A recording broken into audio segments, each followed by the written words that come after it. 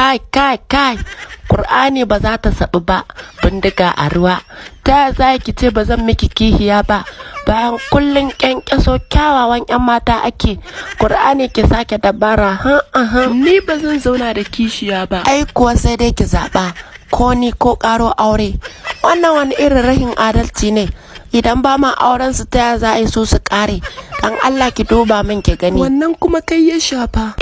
Kwarai ba shakka ya shafe ni, tunda ana yau update marasa kyan ma sun kimtsu sun dawo kyawawa, dole in damu. Ka faɗi haka tunda fatalwa ka ajiye a gidan. Ka ki kuskura ki min rahin kunya, alkur'an. To kai ina kaga kunyar da zan ma rashin ta, tigo kake ko kango? Ko ma dai me zaki ce, wallahi sai nayi tafiya ma zan in baki.